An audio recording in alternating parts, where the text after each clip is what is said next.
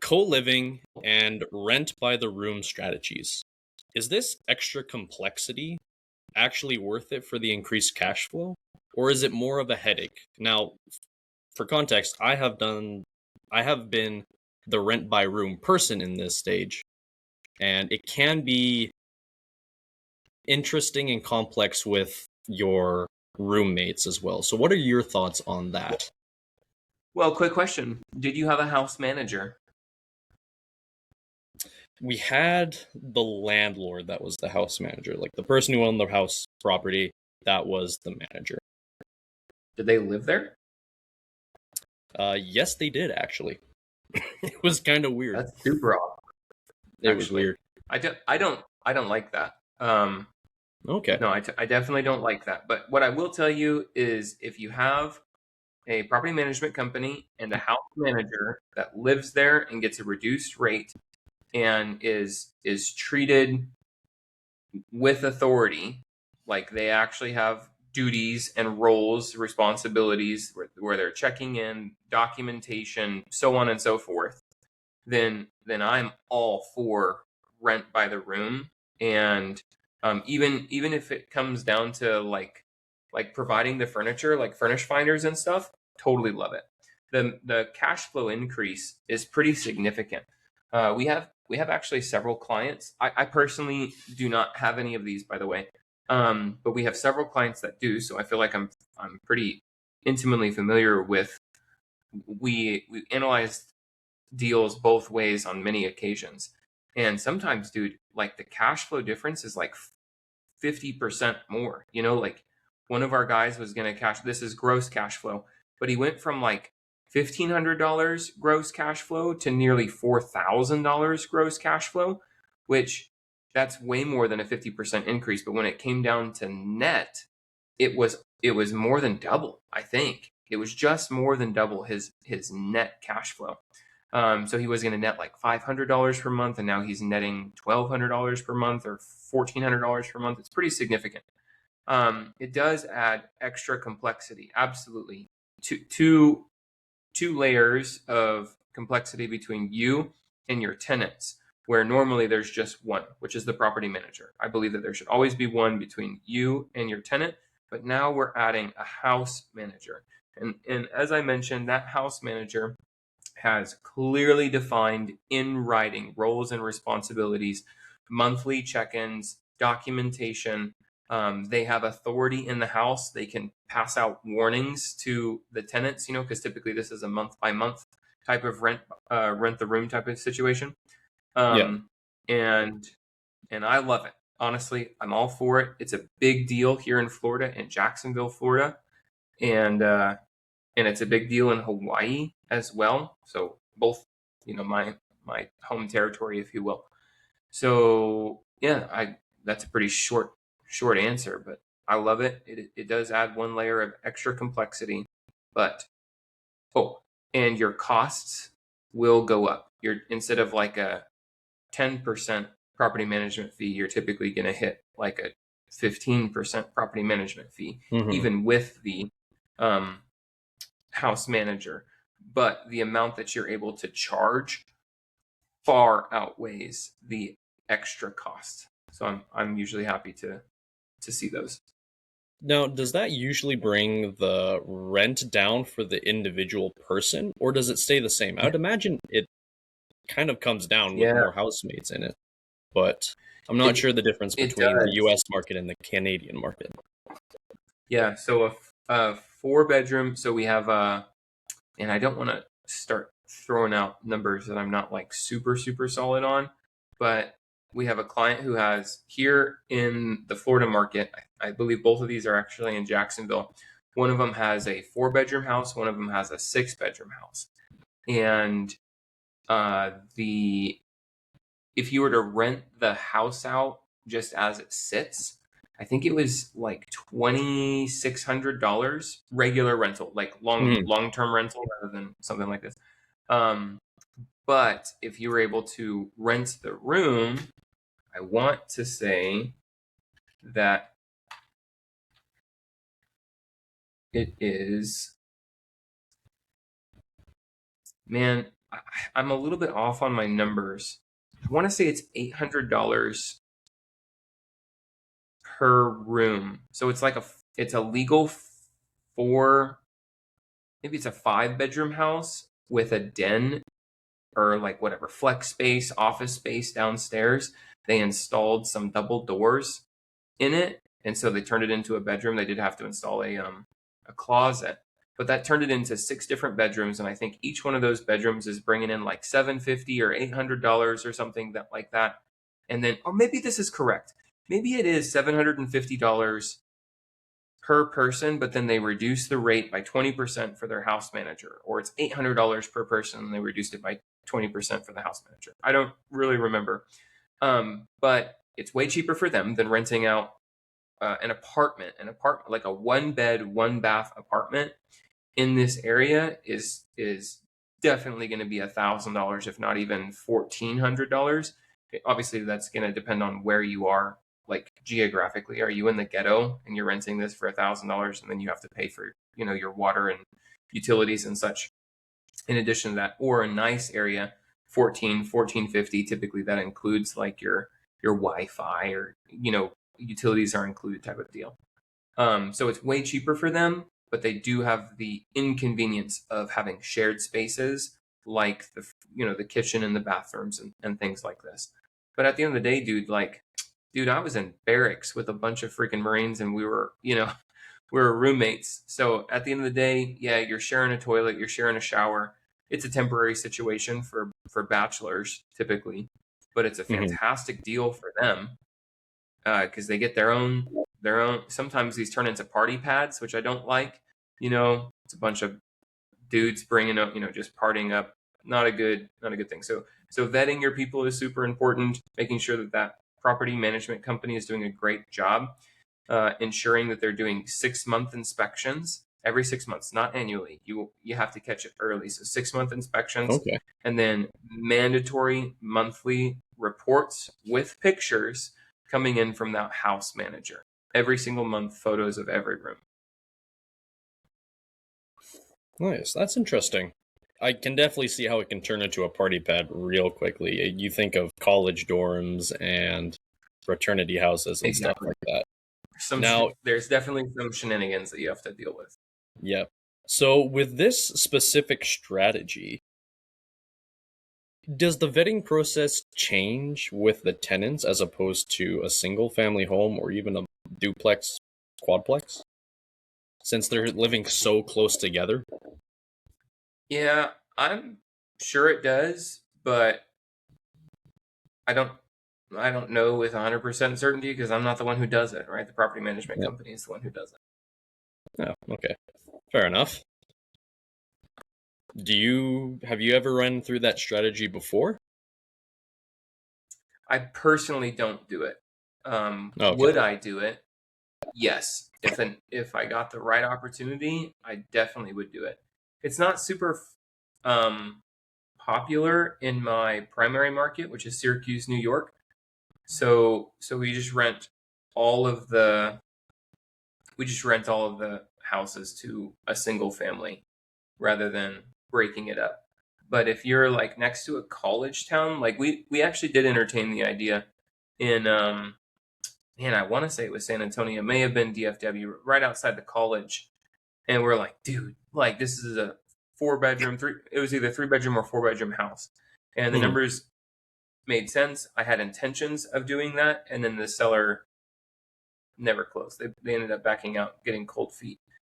So would I do it? Yes. Have I done it? No. Full disclosure.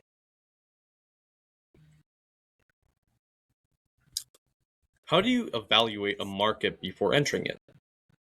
What are the 5 data points you usually look for first? Now, let's use Syracuse, New York as an example, because you said that was your main market. Yep. So what were the 5 data points you looked at entering into that market? And then we can go down your list of other markets you're in. Well, I look at markets differently depending on if the intention is cash flow or appreciation.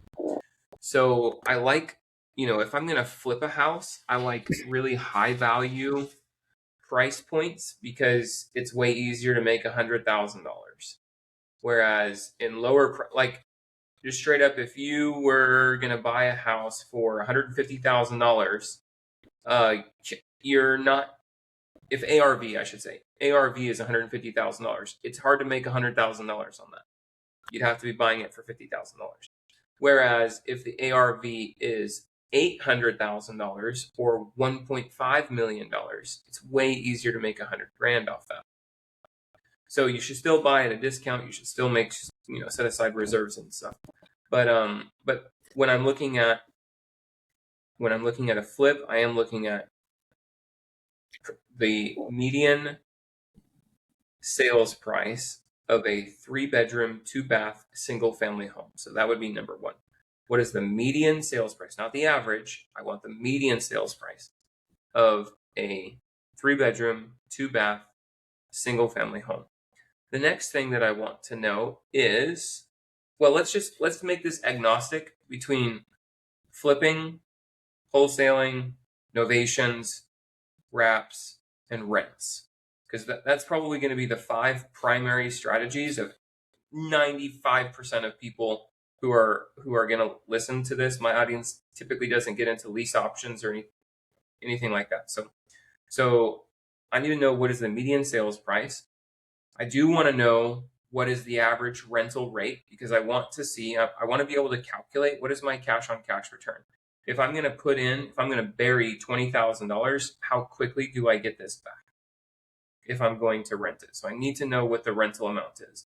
In order to decide the health of the community, I want to know, are people moving there and the population is growing, or are people leaving there and the population is declining?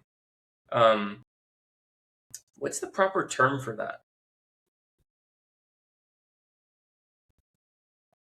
And somebody smarter than me, or if this is really going to bother you, go Google it. Are people moving to that city? Is the census from 2020 to 2000 and now, is the population going up or is the population going down? Next up, is the property appreciating or depreciating? Where are we in the market cycle? Where I live in Florida, property values are actually down right now, where properties are losing value from their peak in 2022, 2023.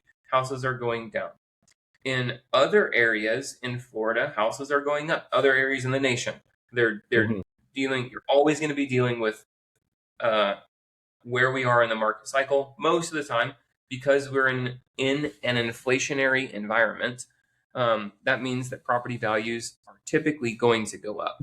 However, does that mean that they're always going to go up? No.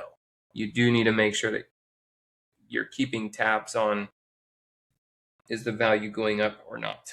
And then choosing a market. What's another thing that I look for? I look for the population of the market. If I'm choosing a metropolitan statistical area, MSA for short, a metro, a city, a market, whatever you want to call it. I think about it in MSAs, metropolitan statistical area. I want to know the population of that area, because population equals volume, volume equals ease. Okay, population, people living there, equals volume, meaning the number of transactions that occur any given week, month, quarter, or year. So population equals volume, and volume equals ease. What I mean by that is it easy to sell and easy to buy, or is it hard to sell, hard to buy? When the market is super slow in low volume, low populous areas, like let's go to a super extreme.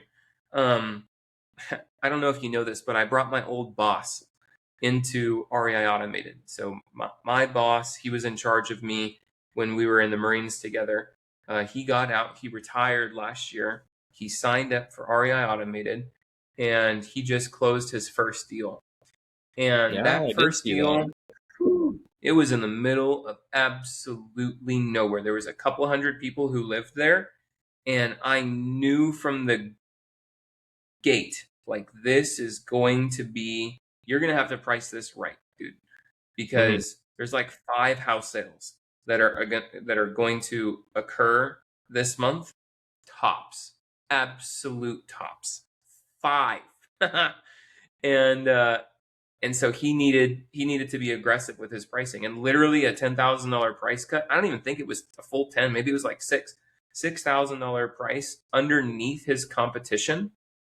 That's what sold the house so quickly, because that $6,000 or that $10,000 really makes a difference when there's only 4 other houses on the market or 5 other houses on the market.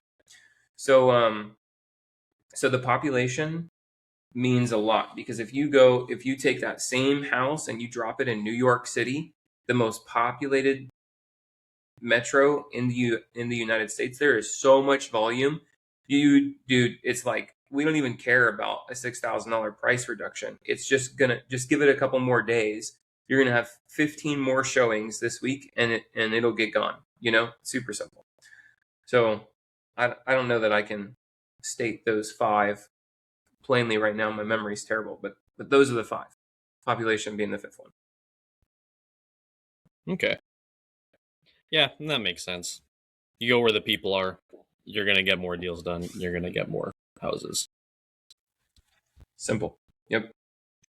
Now, this last one I have for you today, this one can kind of come off from the guest speaker we had this month in office hours. What's your take on mobile home parks and manufacturing housing? Is it a seriously undervalued asset, or is it a landlord headache? Now, I'm not sure how much you remember from the guest speaker that we had on this month that was the expert in this, but what's your take on it? Yeah. So we actually had 2 guest speakers, I think, this month, Mitzi and Brent. Mitzi just only does mobile homes, manufactured homes. Brent specializes in land, but places manufactured homes in it. And so just for anybody who doesn't know this, mobile homes and manufactured homes are the same thing. It just depends on the year that they were created. And I don't even know the year. I would have to look it up. But the older ones, those everyone calls mobile homes. The newer ones, everyone calls them manufactured homes. There's a year that divides the two, but they're effectively the same thing. They are fabricated in a giant warehouse. They're constructed and they're, hauled out on a trailer to the property, the land that you're going to put it on. And then if you're going to keep them on wheels, then they're certified a vehicular title. Whereas if you strap them down or affix it to a permanent foundation, then it's called detitling. You take away that vehicular title, and now it is officially real estate. And so that's the difference, by the way, if anybody's curious, between mobile homes and manufactured homes. Now, is this an undervalued? Oh my, I love mobile homes. I love manufactured homes. Here's the reason why I particularly love them. Everyone loves them for different reasons. Everyone hates them for the same reasons. I'll say that again, because that was actually kind of cool and catchy and a little bit important too.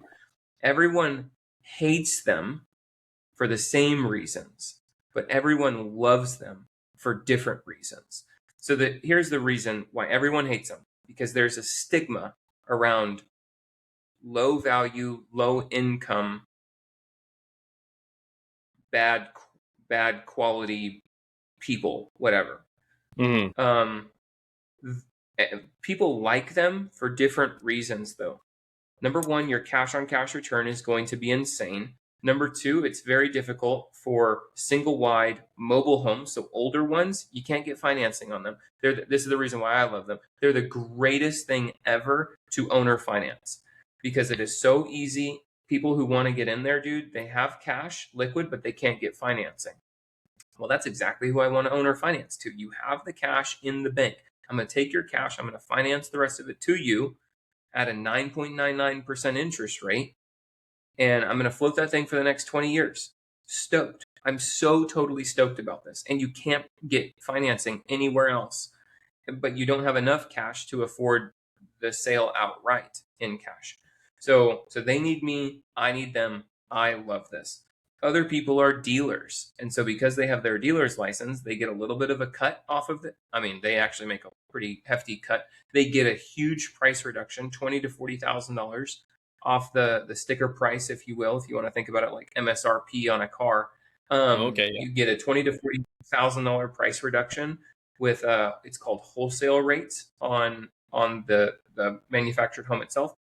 And then you can always get your own financing, rent them out, get your own financing, owner finance them out. There's a whole slew of different options that are available to you. But if you're doing land at all, I think that mobile homes is almost necessary. If you're a land flipper, you either have to be a land flipper that does manufactured housing, or you're a land flipper that does new build construction. Like you're a land Okay. developer and you're going to put subdevelopments up and things like this. That's really like everybody's natural course that I've known. So I used to flip land pretty heavily. For about 1.5 years, I flipped land, and obviously I got out of it. It's not really my cup of tea. But if I had stayed in it, all of my friends who started around the same time that I did, that have stayed with it, they've went to one of two paths. They've either gone Brent's path, where now he's putting manufactured houses on it, or I have a buddy, Cesar, that lives just a little bit north of me in Orlando, about 60 minutes north of me, and he does new build construction. So sometimes he's doing like legit subdivisions or spec homes or something like this, sometimes custom builds. I feel like it's every land investor's natural progression in their business. Nice. It's kind of interesting that they head down both those two paths. Well, I guess the third option is getting out of it altogether, but yeah, like you, I guess that's the third option. But I would still do it if I was running ads for it, and maybe it would be something that I'm interested in later on in my career. But it was good for a time, it was good for a season, but not all seasons are here to stay. And right now I'm far more interested in building up a rental portfolio at the moment. So if anybody has deals in Syracuse, New York, that can get me at least a 20% cash on cash return, ideally 25, then hit me up, because I'll buy it. Keith, you've been awesome. I think we're going to end it there for today. Heck yeah, fantastic. Heck yeah. Thank you everyone for watching. Hope you enjoyed Keith's knowledge. Holy crap, I couldn't think of the word there for a second.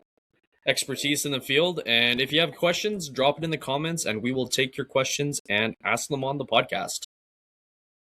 Thank you everyone for watching. We will see you guys in the next video. That's a wrap on this episode of the First Deal Podcast. If you haven't already, hit subscribe on whatever platform you're listening to us on so you never miss an episode.